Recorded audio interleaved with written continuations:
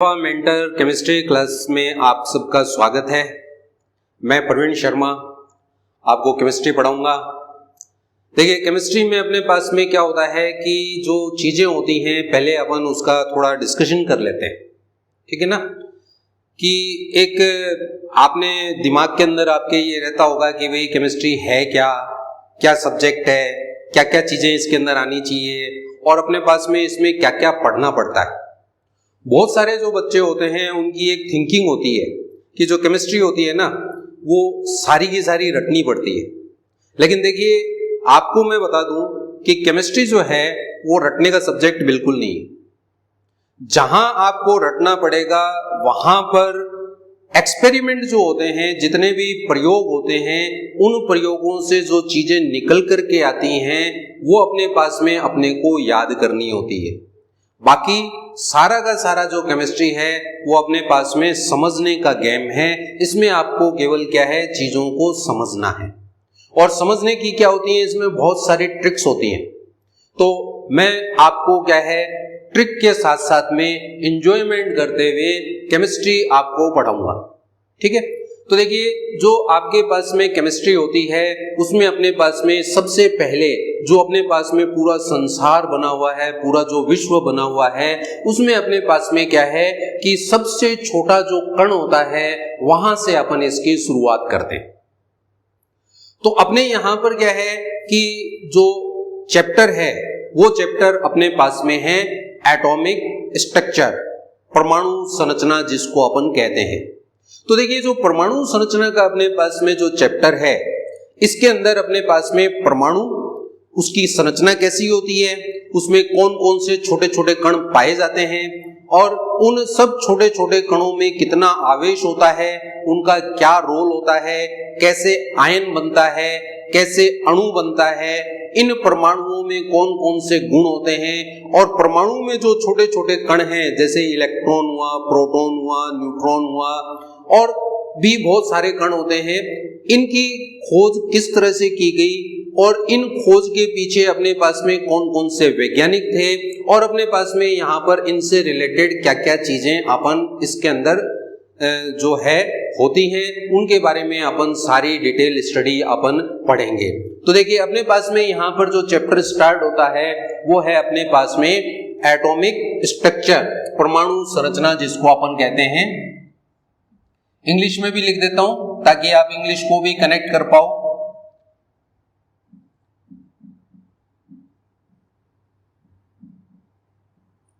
Atomic structure या फिर परमाणु संरचना।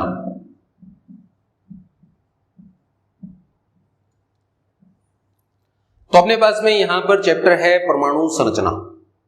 तो जैसा नाम है वैसा ही चैप्टर है कि आपके पास में परमाणु और उससे संबंधित जो उसकी संरचनाएं होती हैं, उन सब की स्टडी जो है, उन सब का जो अध्ययन है वो अपन इस चैप्टर में करेंगे। देखिए, सबसे पहले अपने पास में क्या है कि आपने पढ़ा होगा कि अपना जो हिंदुस्तान है, अपना जो इंडिया है, इसके अंदर क्या है, बहुत सारी प्रतिभाएं भरी पड़ी है और आपने क्या है बहुत सारी किताबें पढ़ी होंगी। उन सब किताबों में आपने बहुत सारी चीजें भी देखी होंगी कि अपने जो बहुत पहले जब अपन पढ़ते हैं रामायण के बारे में, तो अपन पढ़ते हैं कि लगभग 5000 साल पहले जो है अपने यहाँ पुष्पक विमान भी होता था। तो जहां पुष्पक विमान था वहां परमाणु के बारे में तो नॉलेज होगा ही, उसके बारे में तो ज्ञान होगा ही, क्योंकि हम भारतीय जो हैं वो ज्ञान के सागर हैं। कोई भी मिल जाता है उसको ज्ञान देना तो अपनी परंपरा का हिस्सा है। तो उसी चीज की अपन बात कर रहे हैं यहाँ पर कि क्या है जो अपने पास में ईस्वी सन है, ये जो अपने पास में सन चलते हैं ना, जैसे अभी कौन सा चल रहा है, कौन सा चल रहा है भाई भारतीय 2020, ठीक है। हालांकि कोरोना के कारण से लोग बात क्या है इसको कहते हैं कि ये साल तो अपने कैलेंडर में से हट ही जाना चाहिए, लेकिन क्या है, साल तो साल है, हटेगा कैसे। तो देखिए 2020 चल रहा है, 2020 से भी 400 साल पहले की बात कर रहा हूं मैं, जब ये कैलेंडर स्टार्ट नहीं हुआ था, क्योंकि अपने जो कैलेंडर है वो तो हजारों साल पुराने हैं। ये तो 2020 से पहले शुरू हुआ था, जो अपने पास में ईस्वी कैलेंडर कहलाता है। अंग्रेजी कैलेंडर जिसको अपन कहते हैं ना, तो इसका जन्म हुए 2020 हुआ है। 2020 में 400 साल और जोड़ दो, कितना हो गया? तो अपने पास में यहां पर 2020 प्लस 400, इतने साल पहले, तो इतने साल पहले अपने पास में एक वैज्ञानिक हुए थे। उन वैज्ञानिकों को उस समय महर्षि के नाम से जाना जाता था। अपन कहते हैं ना कि वो महर्षि हैं, जैसे अपने पास में यहाँ पर बहुत सारे महर्षि अपने यहाँ पर पैदा हुए हैं, जैसे महर्षि दधीच पैदा हुए हैं, और भी बहुत सारे हुए हैं, महर्षि वाल्मीकि हुए हैं। ऐसे ही अपने पास में एक महर्षि थे, वो महर्षि थे कणद, महर्षि कणद।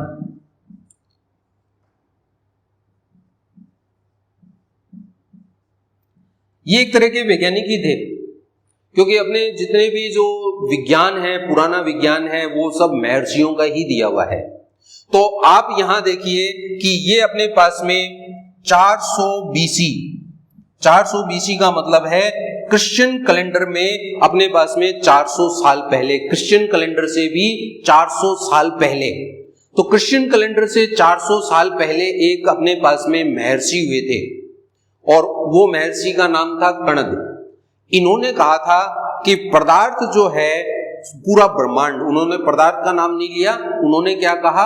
पूरा ब्रह्मांड, जितना भी ब्रह्मांड है अपने पास में, जिसके अंदर सारे ग्रह वगैरह सब आ जाते हैं, तो पूरा ब्रह्मांड जो है वो बहुत छोटे छोटे छोटे कणों से मिलकर के बना है। और इन छोटे छोटे कणों को अपन क्या कहते हैं? परमाणु कहते हैं। तो परमाणु जो है ये अपने पास में ईस्वी कैलेंडर से 400 साल पहले महर्षि कणद ने बताया था कि जो ब्रह्मांड है उसकी संरचना किससे हुई है? उसकी संरचना छोटे छोटे कणों से हुई है, और इन छोटे छोटे कणों को क्या कहते हैं? परमाणु कहते हैं। तो यहाँ पर आपके पास में जो परमाणु शब्द है, ये परमाणु शब्द अपने पास में महर्षि कणद के द्वारा दिया गया। तो देखिए अपना इतिहास जो है वो कितना गौरवशाली इतिहास है कि परमाणु अपने पास में उस समय उसके बारे में सोचना और उसके बारे में बताना, ये भी बहुत बड़ी बात है। जबकि बाद में जब सभ्यताएं नष्ट हो गई, अपन ऐसा मानते हैं कि महाभारत वगैरह हुआ, इसके अंदर क्या है, वो एक तरह का वर्ल्ड वार ही था, उसमें सारी जो सभ्यता थी या जितना भी वर्ड था वो खत्म हो गया। उसके बाद में वापस इसकी जनरेशन हुई और बाद में वापस ये डेवलप हुआ। तो यहाँ पर अपने पास में महर्षि कणद जो थे, इन्होंने अपने पास में परमाणु शब्द दिया था। उसी समय यूनान के अंदर एक वैज्ञानिक और हुए थे, मतलब ये मान लो उसी समय के अंदर, उसी समकाल के अंदर अपन ये देख सकते हैं कि अपने पास में लगभग 10-20 साल का अंतराल समझ लो। तो उसी 10-20 साल के अंतराल के अंदर एक यूनानी वैज्ञानिक थे जो जिनका नाम था डेमोक्रेटस।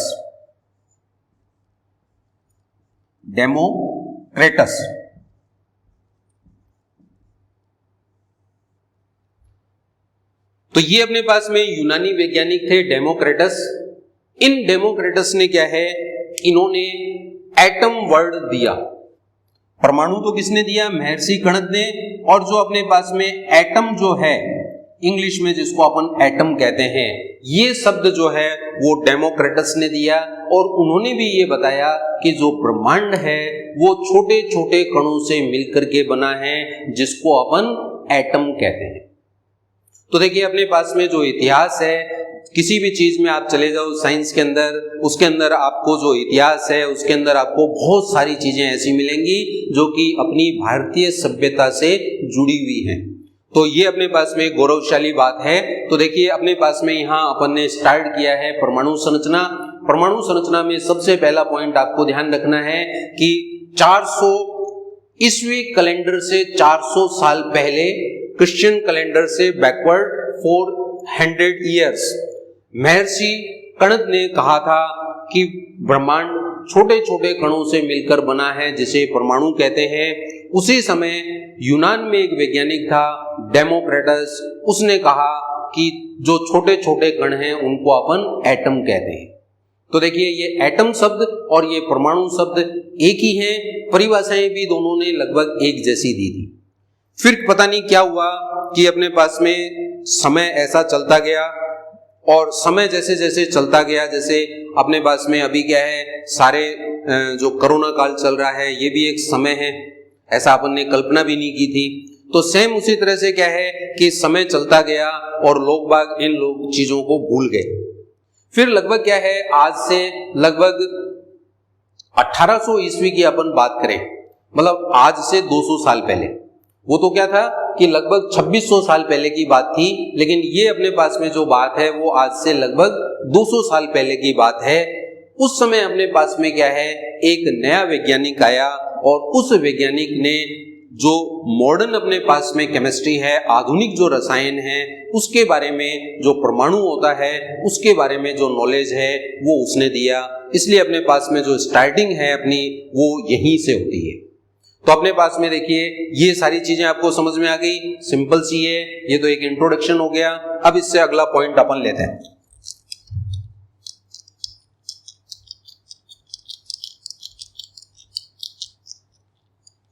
हाँ भाई, समझ में आ रहा है ना सबको? हाँ भाई नेहा, कोई प्रॉब्लम तो नहीं है तेरे को? ठीक है, चलिए अब अपने पास में यहां पर परमाणु संरचना के अंदर अपने पास में जो अगली चीज है वो अपन यहां पर लेते हैं। तो देखिए अपने पास में यहां पर ये जो अंग्रेजी शब्द है, सबसे पहले अपन इसी की बात करते हैं। तो यहां पर अपने पास में एक वर्ड होता है एटोमियो।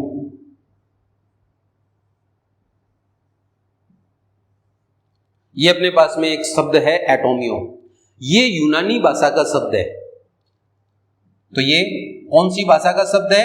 यूनानी भाषा का शब्द है।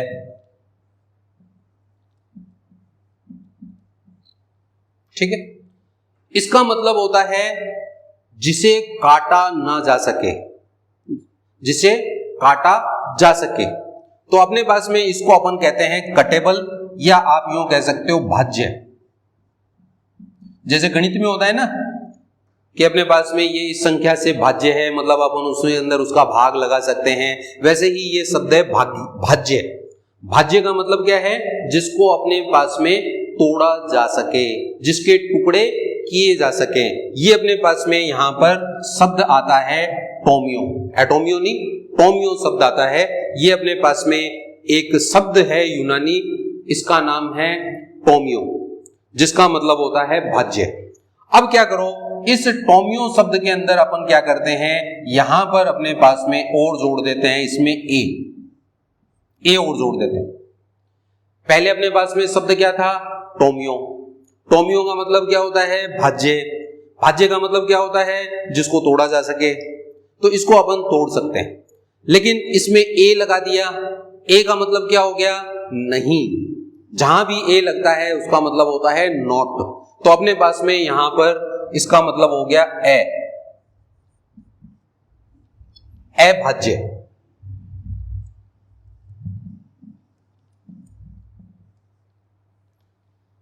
तो अपने पास में देखिए वर्ड बना अपने पास में कौन सा?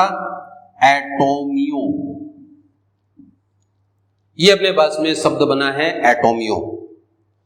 तो ये अपने पास में जो यूनानी भाषा का शब्द है, इस यूनानी भाषा के शब्द से अपने पास में एटम शब्द बना है, जिसको बाद में क्या है MIO में IO हटा करके और इसको डेवलप कर लिया गया। इसको आजकल क्या कहते हैं? एटम। क्या होता है, जैसे अपन जनरल भाषा में क्या होता है कि अपन यूं कह देते हैं ना कि प्रवीणियों, या फिर ऐसे ही अपने पास में जो अपन जनरल भाषा में शब्द इस्तेमाल करते हैं उसमें लास्ट में या लगा देते हैं। तो IO को अपन ने हटा दिया और अब ये एटम के नाम से जाना जाता है। तो ये शब्द की उत्पत्ति इस तरह से हुई। तो ये शब्द है टोमियो, यूनानी भाषा का शब्द है, जिसका मतलब है भाज्य। ए उसमें लगा दिया, इसका मतलब हो गया अभाज्य। और ये अपने पास में यहाँ पर एटोमियो मतलब अभाज्य, और ये अपने पास में एटम शब्द से जाना जाता है। तो ये सारे के सारे जो हैं, ये आज से 200 साल पहले एक वैज्ञानिक हुआ था डाल्टन, उसने अपने पास में ये एक सिद्धांत दिया था। तो अपने पास में एटॉमिक स्ट्रक्चर की जो शुरुआत है वो अपने पास में डाल्टन के परमाणुवाद के सिद्धांत से हुई, जिसको अपन स्टडी कर रहे हैं। ठीक है, तो देखिए अपने पास में यहां पर अपन चलते हैं, यहां पर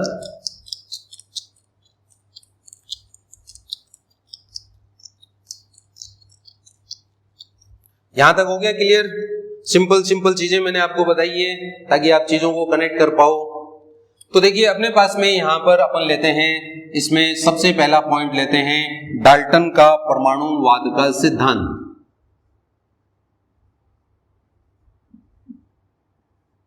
डाल्टन का परमाणुवाद का सिद्धांत।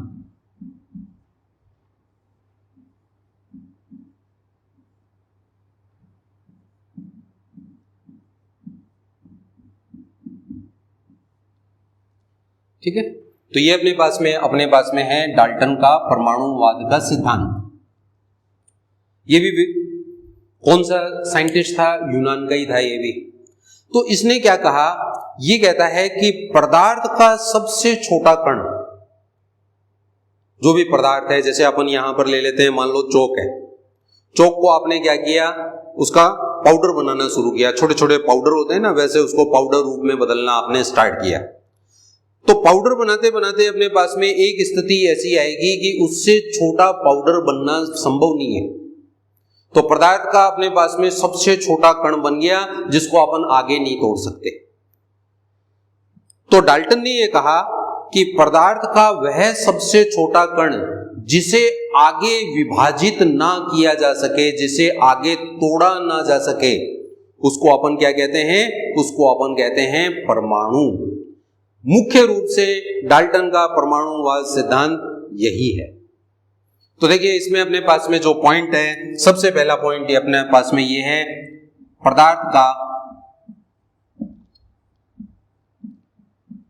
सबसे छोटा कण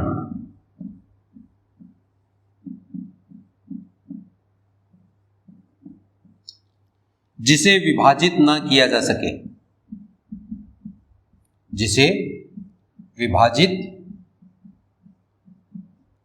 ना किया जा सके,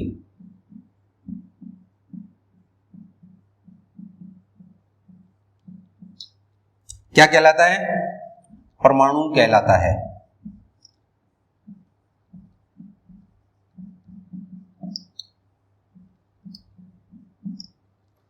ठीक है, तो देखिए अपने पास में यहां पर यह है कि जो भी पदार्थ है उसका सबसे छोटा कण जिसको विभाजित नहीं कर सकते आगे, उसको अपन कहते हैं परमाणु।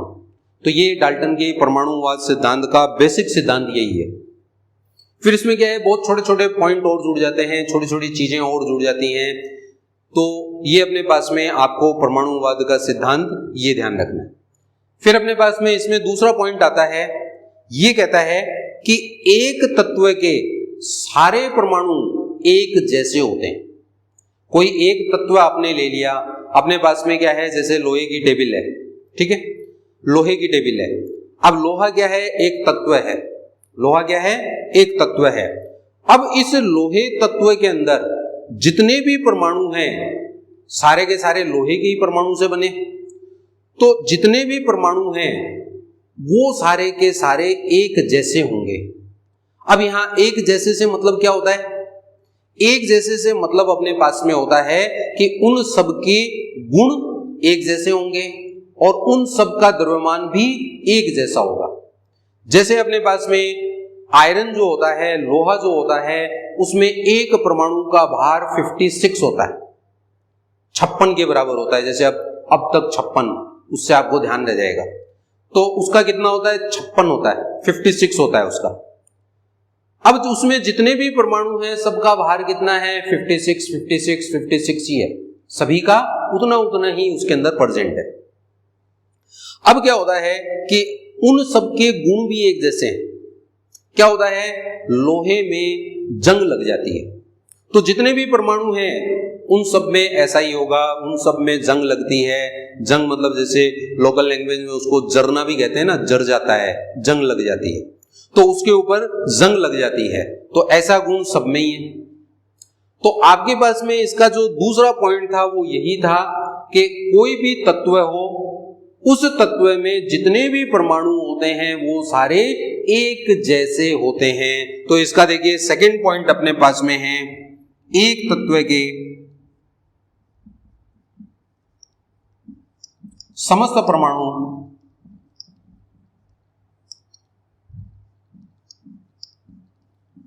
समान होते हैं। समान का मतलब मैंने आपको बता ही दिया। समान का मतलब है अपने पास में कि जिनके गुण और द्रव्यमान समान हैं। तो एक तत्व के समस्त परमाणु समान होते हैं। और मान लो तत्व अलग अलग हुआ, जैसे अपने पास में तत्व है, एक तो है लोहा और एक है तांबा। एक है लोहा और दूसरा क्या है, तांबा। अब लोहे का परमाणु जो है उसका द्रव्यमान होता है 56। कितना होता है बेटा, 56। ठीक है। तो अपने पास में ऐसे ही तांबे का जो परमाणु है उसका कितना होता है, उसका होता है 63.5, 63.5। तो देखिए आपके पास में दो तत्व हैं, एक है लोहा, एक है तांबा। लोहे का द्रव्यमान है परमाणु का 56, 56 और उसका है 63.5, 63.5। तो देखिए दोनों के गुण अलग अलग हो गए। लोहे में जंग लगती है, तांबे में नहीं लगती। तांबे में लगती तो है लेकिन वो जंग नहीं होती, उसके ऊपर हरे रंग की परत जमती है। तांबे के बर्तन आपने इस्तेमाल किए होंगे ना, जैसे सुबह सुबह पूजा करते हैं, सूर्य भगवान को अर्घ वगैरह देते हैं, या फिर जो अपन पूजा वगैरह के अंदर जो सामान रखते हैं वो ज्यादातर तांबे के ही या तो बर्तन होते हैं या फिर तांबे का लोटा होता है। ठीक है, वो अपन इस्तेमाल करते हैं। तो तांबा जो है, ये तांबा अपने पास में क्या होता है, ये इसके गुण अलग होते हैं। इसमें जंग नहीं लगती। जंग कैसी, जैसे लोहे में भूरे रंग की लग जाती है, इसमें जंग नहीं लगती। इसमें हरे रंग की परत जमती है जिसको कहते हैं कॉपर ग्रीन। कॉपर ग्रीन की एक परत जमती है जो अपन आगे जाकर के पढ़ेंगे, धातुओं के अंदर पढ़ेंगे इसके बारे में। तो देखो दोनों के गुण अलग हो गए। आयरन का भार कितना है, 56। तांबे का कितना है, 63.5। लोहे में क्या होती है, जंग लगती है। तांबे में क्या होता है, हरे रंग की परत जमती है जिसको जंग नहीं कहते, कॉपर ग्रीन कहते हैं। तो देखिए अपने पास में इसका मतलब है अगर आपके पास में अलग अलग तरह के तत्व हों तो उनके परमाणु भी असमान होंगे। तो अगला पॉइंट यही है, भिन्न तत्वों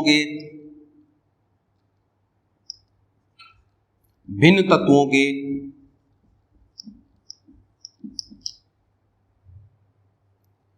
परमाणु भिन्न होते हैं।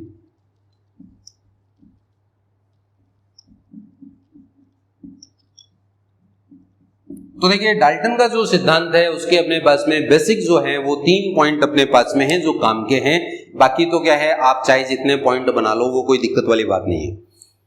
पदार्थ का सबसे छोटा कण जिसको आगे नहीं तोड़ा जा सके परमाणु कहलाता है। एक तत्व के सारे परमाणु समान होते हैं। समान का मतलब गुण भी समान, भार भी समान। भिन्न तत्वों के परमाणु भिन्न होते हैं। भिन्न होने का मतलब उनका भार भी भिन्न और उनके गुण भी भिन्न होते हैं। ये डाल्टन का परमाणुवाद का सिद्धांत है। फिर अपने पास में यहां पर ये 3 पॉइंट तो हो गए आपके। अब अपने पास में आगे चलते हैं, ये हटा दूं बेटा, चलिए ये अपने पास में यहां पर इसको अपन हटा देते हैं। अब अपन इसके बाद में आगे चलते हैं।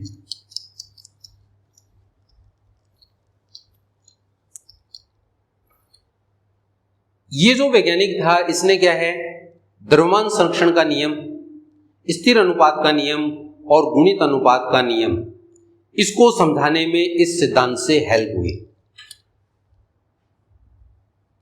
एक अपने पास में है द्रव्यमान संरक्षण का नियम।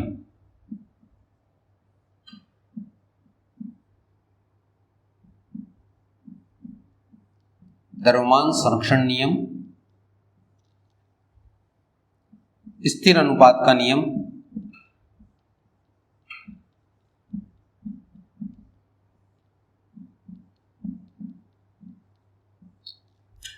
और एक है आपके पास में गुणित अनुपात का नियम। तो तो क्या है कि आपके पास में यहाँ पर जो डाल्टन का परमाणुवाद का सिद्धांत है, इसके अंदर ये जो अपने पास में 3 नियम हैं, ये नियम अपन अलग से पढ़ेंगे। जो अपन मोल कॉन्सेप्ट पढ़ेंगे उसके अंदर अपने पास में इन नियमों के बारे में पढ़ेंगे। द्रव्यमान संरक्षण का नियम आप जानते ही हो कि पदार्थ को न तो नष्ट किया जा सकता है न उत्पन्न किया जा सकता है। ऐसे ही स्थिर अनुपात का नियम है कि परमाणु जब भी यौगिक बनाते हैं तो हमेशा एक निश्चित अनुपात में मिलते हैं।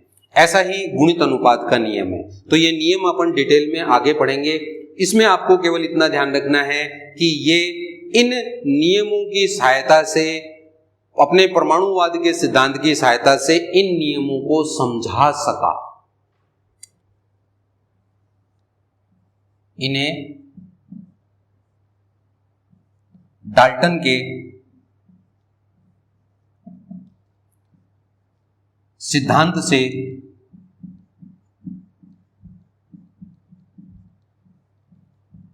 समझा सकते हैं।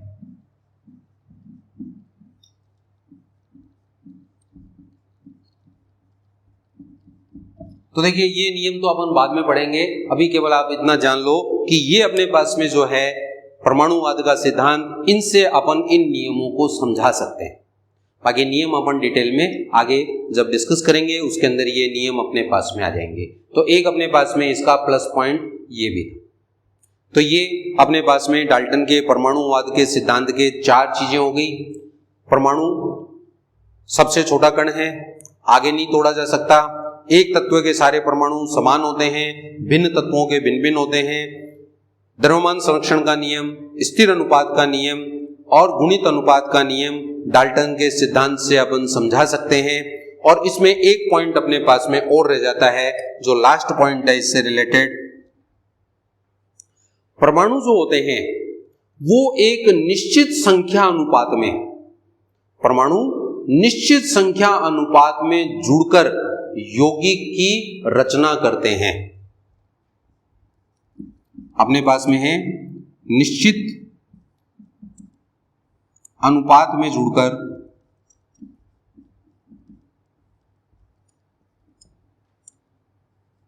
भिन्न परमाणु जुड़कर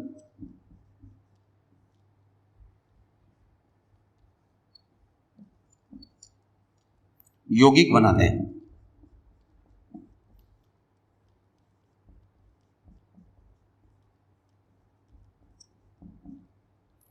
तो क्या होता है कि आपके पास में परमाणु जब भी कोई यौगिक बनाएगा, कैसा भी यौगिक बनाओ वो, तो जब भी वो कोई यौगिक बनाएगा तो उस यौगिक के अंदर क्या होगा, वो हमेशा एक निश्चित संख्या में जुड़ेगा। जैसे अपन बात करते हैं जल की, वाटर की। वाटर जब बनता है तो उसमें हाइड्रोजन काम आते हैं। कितने हाइड्रोजन काम में आते हैं? 2 हाइड्रोजन। और कितना ऑक्सीजन काम में आता है? 1 ऑक्सीजन। तो देखिए, आपके पास में जब जल बनता है तो जल के अंदर हाइड्रोजन और ऑक्सीजन जो हैं, हाइड्रोजन और ऑक्सीजन एक निश्चित अनुपात में जुड़े। हाइड्रोजन 2 है और ऑक्सीजन 1 है। इससे जुड़ करके अपने पास में क्या बना? H2O बना। यहाँ नीचे जो संख्याएं होती हैं वो परमाणु की संख्या को प्रदर्शित करती हैं। तो जल का फार्मूला तो आपने 9वीं 10वीं क्लास में भी पढ़ा होगा। क्या लिखते हैं? H2O से अपन लिखते हैं। तो H2O के अंदर 2 हाइड्रोजन के परमाणु और 1 ऑक्सीजन का परमाणु, हमेशा ये अनुपात निश्चित रहता है, ये बदलता नहीं है कभी भी। जल जब भी बनेगा तो 2:1 के अनुपात में जब हाइड्रोजन और ऑक्सीजन मिलेंगे तभी ये बनेगा। तो निश्चित अनुपात में परमाणु जुड़ करके यौगिक का निर्माण करते हैं। तो ये मोटे मोटे अपने पास में क्या हो गए, इसके पॉइंट्स हो गए। तो ये डाल्टन का परमाणुवाद का सिद्धांत है। ये क्या है, ये आपने छोटी क्लासों में पढ़ा होगा, 9th 10th के अंदर वैसे आ जाता है ये। तो इसलिए अपने पास में क्या है, कंपटीशन पॉइंट ऑफ व्यू में अपने पास में इसके बस पॉइंट्स आपको ध्यान रखने हैं, बाकी इसकी ज्यादा गहराई में नहीं जाना है। ठीक है, तो इतना अपने पास में ये काम का है। तो इस तरह से डाल्टन का परमाणुवाद का सिद्धांत अपन ने पढ़ा। अब समस्या क्या आती है? समस्या अपने पास में बेसिक समस्या ये है कि अपने को ये मालूम है कि पदार्थ का सबसे छोटा कण परमाणु नहीं होता, क्योंकि अपने को पता है कि इलेक्ट्रॉन के बारे में पता है, न्यूट्रॉन के बारे में पता है, प्रोटॉन के बारे में पता है, इसलिए अपने को मालूम है कि पदार्थ का सबसे छोटा कण परमाणु नहीं होता। लेकिन जब डाल्टन ने इसके बारे में बताया था उस समय छोटे कण मालूम नहीं थे, इसलिए डाल्टन का प्रभाव उस समय का बहुत बड़ा वैज्ञानिक था, इसलिए उसका प्रभाव बहुत बड़ा था उसका। तो इसलिए अपने पास में क्या है कि ये सिद्धांत काफी सालों तक काम में आया, और फिर जाकर के जब अपने पास में जैसे जैसे नए उपकरण पैदा हुए, नए नए उपकरण बनाए गए, तब अपने पास में पता चला कि परमाणु से भी छोटा कण होता है। लेकिन आज भी अपने पास में ये माना जाता है कि किसी भी रासायनिक अभिक्रिया की सबसे छोटी इकाई परमाणु ही होती है। तो डाल्टन के अकॉर्डिंग भी यही था। तो किसी भी रासायनिक अभिक्रिया की सबसे छोटी इकाई कौन सी होती है? परमाणु होती है। तो ये आपके पास में डाल्टन का परमाणुवाद का सिद्धांत मेरे विचार से सबको समझ में आ गया होगा। हाँ भाई राखी, हो गया क्लियर तेरे को? हाँ, थोड़ा सा अटेंटिव रहो क्लास के अंदर, ऐसे थोड़ा एनर्जेटिक रहो, ठीक है ना। तो अपने पास में अपन ये डिस्कस कर रहे हैं, तो ये अपने पास में हो गया इसका डाल्टन का परमाणुवाद का सिद्धांत। चलिए अब अपने पास में इससे आगे अपन बढ़ते हैं। अब आते हैं अपन आधुनिक रसायन के ऊपर, मॉडर्न केमिस्ट्री जिसको अपन कहते हैं, अपन उसकी बात करते हैं, आधुनिक रसायन।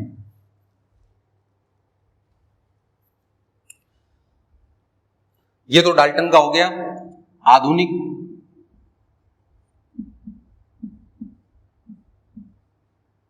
रसायन।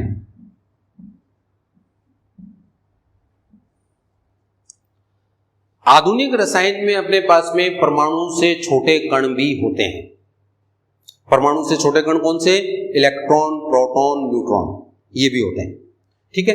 तो अपने पास में अब परमाणु को अपन ये नहीं कह सकते कि सबसे छोटी इकाई है, नहीं कह सकते। तो अपने को नई परिभाषा की जरूरत पड़ी।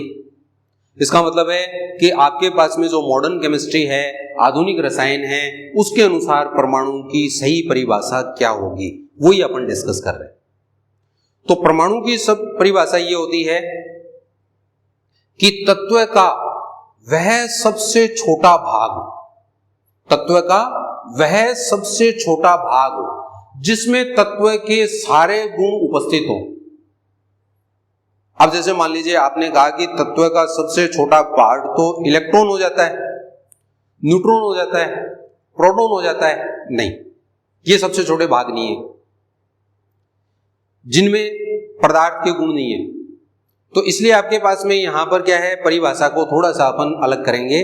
तो यहां पर परिभाषा क्या है कि तत्व का वह सबसे छोटा भाग या हिस्सा जिसमें तत्व के सारे गुण हो, जिसमें तत्व के सारे गुण हो तथा जो रासायनिक अभिक्रिया की इकाई हो, मतलब उससे छोटी इकाई अभिक्रिया में भाग नहीं लेती, उसको अपन क्या कहते हैं? परमाणु कहते हैं। तो देखिए आपके पास में अगर परमाणु की आधुनिक परिभाषा पूछी जाए तो आधुनिक रसायन में अपने पास में इसकी जो आधुनिक परिभाषा है, वो आधुनिक परिभाषा अपने पास में क्या आएगी?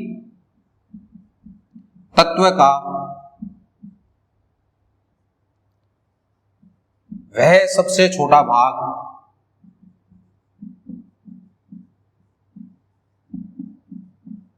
वह सबसे छोटा भाग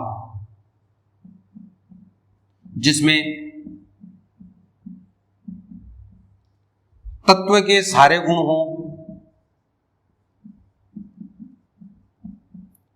सारे गुण हो, वह जो रासायनिक अभिक्रिया की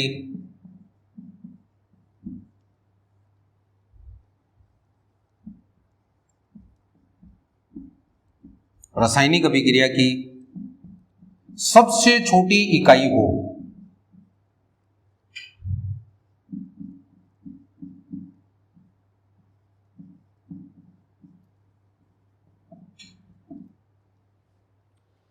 तो देखो लिख लिया? हाँ भाई लिखते रहना साथ साथ में जो चीजें हैं। तो देखिए अपने पास में आधुनिक रसायन में ये आपके पास में परमाणु की आधुनिक परिभाषा है। सिंपल सी परिभाषा है कि तत्व का वह सबसे छोटा भाग या सबसे छोटा कण जिसमें तत्व के सारे गुण हो तथा जो रासायनिक अभिक्रिया की सबसे छोटी इकाई हो। किसी भी रासायनिक अभिक्रिया में इससे छोटी जो इकाई है वो भाग नहीं लेती। सबसे छोटा कण कौन सा भाग लेता है? परमाणु भाग लेता है। अब आप कहोगे कि सबसे छोटा भाग तो इलेक्ट्रॉन हो गया, लेकिन इलेक्ट्रॉन में तत्व के गुण नहीं होते, प्रोटॉन में नहीं होते, न्यूट्रॉन में भी नहीं होते। इसलिए अपने पास में परमाणु से छोटा नहीं, इसलिए आपको केवल वहीं तक जाना है जहां तक उसमें तत्व के गुण रहें। उससे छोटा नहीं बनाना है जिसमें तत्व के गुण खत्म हो जाए। इसलिए अपने पास में यहां पर ये इसकी आधुनिक परिभाषा है परमाणु की। क्लियर हो गई? सिंपल सी है। हाँ बेटा नेहा, कोई दिक्कत तो नहीं? ठीक। तो चलिए अपने पास में यहां पर ये आपके पास में परमाणु की एक परफेक्ट डेफिनेशन हो गई। आज के समय में अगर आपसे कोई पूछे तो ये आप परिभाषा इसको इजीली दे सकते हो। तो ये तो अपने पास में हो गया परमाणु की हिस्ट्री, और आधुनिक समय में अपने पास में उसके साथ में लिंकअप अपन ने कैसे किया वो अपने पास में हो गया। अब अपने पास में यहां जब अपन आधुनिक रसायन के बारे में डिस्कस कर रहे हैं तो अपन क्या करते हैं कि इसके बारे में अपने पास में अपन मूलभूत कणों के बारे में भी पढ़ लेते हैं कि जो मूल कण होते हैं वो आपके पास में कौन कौन से होते हैं, किस तरह से अपन उसको इस्तेमाल करेंगे, उनके बारे में भी अपन स्टडी कर लेते हैं।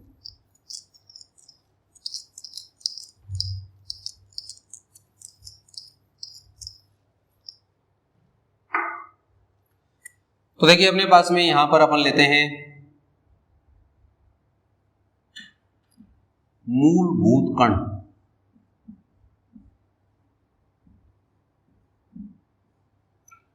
जिसको अपन कहते हैं फंडामेंटल पार्टिकल।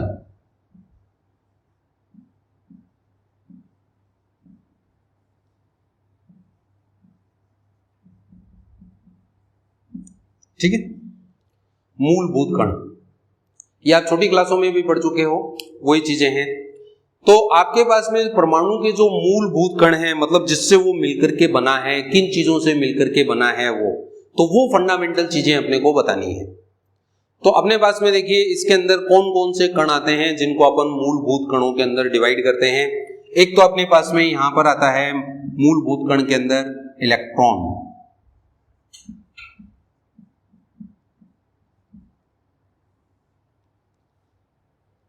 ठीक है, मूल कणों के अंदर अपने पास में एक तो हो गया इलेक्ट्रॉन।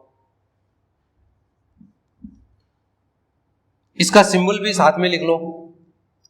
इसको अपन E माइनस से लिख देते हैं। ध्यान रखना E से नहीं लिखते हैं। कई किताबों में आपको E से लिखा हुआ मिलेगा, वो गलत है। E के ऊपर माइनस लगा दो, इससे लिख सकते हो, या फिर किससे लिख सकते हो आप इसको, या -1 E0 से भी लिख सकते हो। -1 नीचे है, 0 ऊपर है, तो इससे भी आप लिख सकते हो। तो एक तो है इलेक्ट्रॉन, दूसरा है अपने पास में यहां पर प्रोटॉन। ठीक है, प्रोटॉन को अपने पास में यहां पर अपन लिखते हैं +1 P1, +1 P1 से अपन इसको लिख देते हैं। तो ये अपने पास में हो गया प्रोटॉन। लेकिन कई जगह अपने पास में प्रोटॉन का सिंबल अपन यहां ये भी इस्तेमाल करते हैं, H+ से भी लिख देते हैं। आपको पता ही है कि जो आपके पास में हाइड्रोजन का परमाणु होता है उसमें एक इलेक्ट्रॉन और एक प्रोटॉन होता है। इलेक्ट्रॉन निकाल दिया तो क्या बचा? प्रोटॉन। तो यहाँ अपन ने क्या किया, हाइड्रोजन में एक इलेक्ट्रॉन निकाल दिया तो ये बचा प्रोटॉन। तो ये सिंबल भी कई जगह अपन प्रोटॉन के लिए इस्तेमाल करते हैं। और एक अपने पास में यहां पर होता है तीसरा, ये अपने पास में कहलाता है न्यूट्रॉन।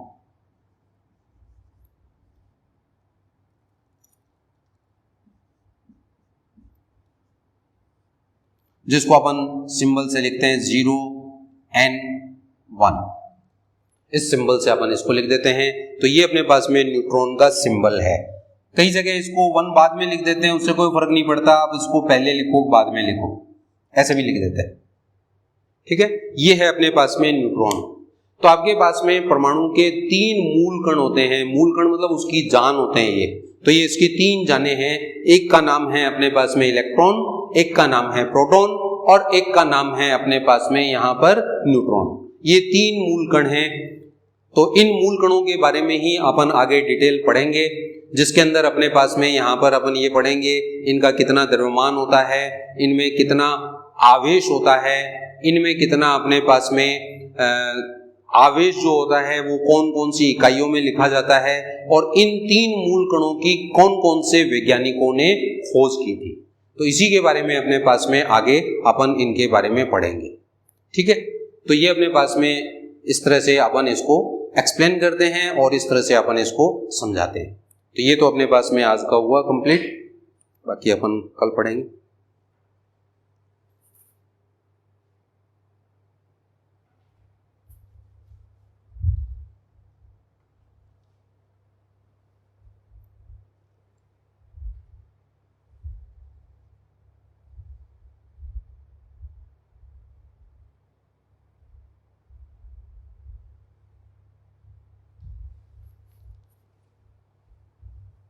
चलिए, तो अपने पास में इन मूल कणों के बारे में ही अपने पास में आगे अपन डिस्कस करते हैं।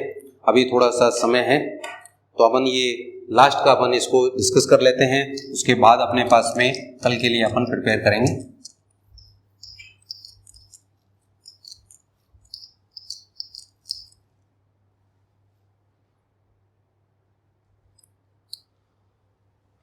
तो देखिए, अपने पास में एक टेबल बना लीजिए इस तरह की। अपने पास में ये तो हो गया सीरियल नंबर, ठीक है। फिर अपने पास में यहां पर आ गया मूल कण,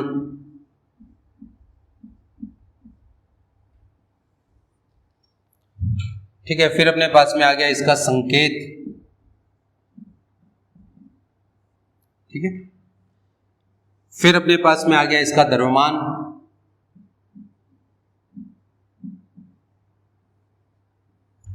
फिर अपने पास में आ गया इस पर आवेश, फिर अपने पास में इसकी आ गई खोजकर्ता।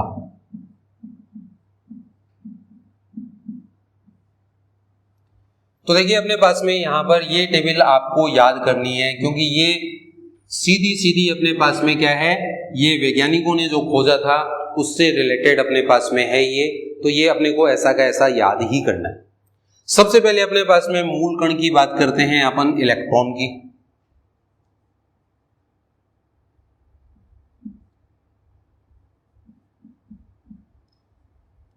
संकेत मैंने आपको बता ही दिया, -e या -1 E0 से अपन इसको लिखते हैं।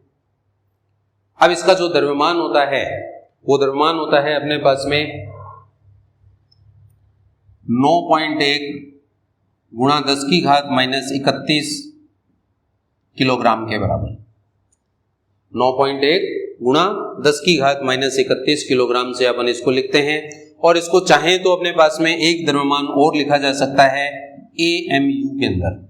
ये क्या होती है, ये भी बहुत छोटी इकाई होती है, बड़ी इकाई नहीं होती।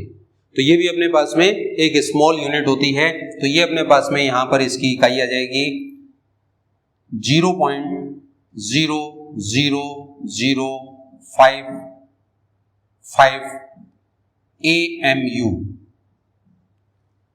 AMU का मतलब है एटॉमिक मास यूनिट, परमाणु संहति मात्रक जिसको अपन कहते हैं ना, तो ये एटॉमिक मास यूनिट कहलाती है।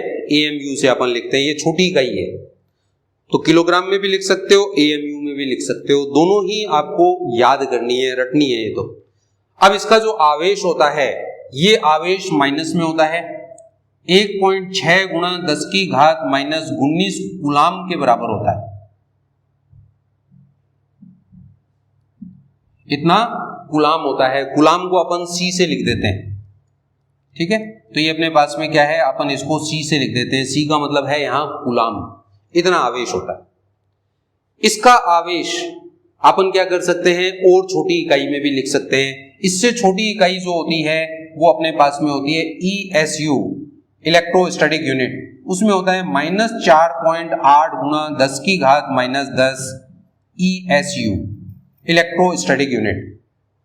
तो अपने पास में देखिए इलेक्ट्रॉन, ये इसका संकेत है, ये अपने पास में इसके द्रव्यमान, ठीक है, और ये इसका अपने पास में इसका आवेश है। और इसकी जो खोज है वो खोज किसने की? इसकी खोज की थी जे थॉमसन ने।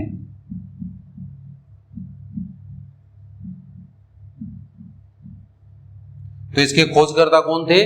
जे थॉमसन के द्वारा अपने पास में ये खोजा गया था, तो इसको जे थॉमसन ने खोजा था। ये हो गया इलेक्ट्रॉन। फिर अपन दूसरा लेते हैं प्रोटॉन, ठीक है। सिंबल मैंने आपको बता ही दिया, +1 P1 से लिखते हैं या फिर H+ से भी लिख देते हैं। अब अपने पास में इसका जो द्रव्यमान होता है वो होता है 1.672 गुणा 10⁻⁻27 किलोग्राम।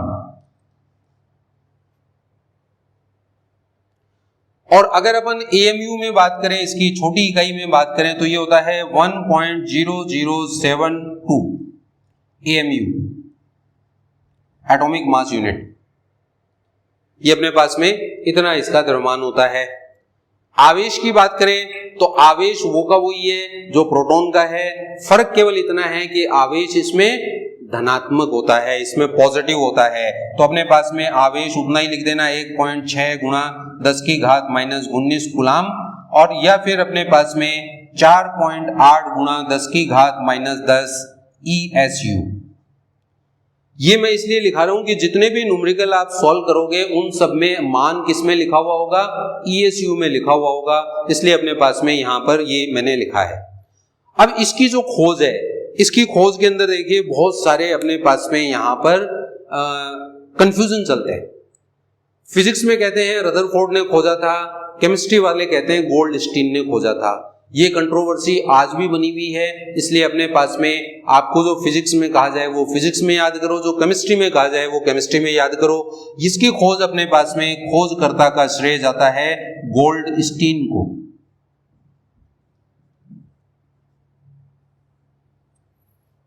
ठीक है, तो ये केमिस्ट्री में ध्यान रखना, गोल्डस्टीन ही आएगा। तीसरा अपने पास में है न्यूट्रॉन।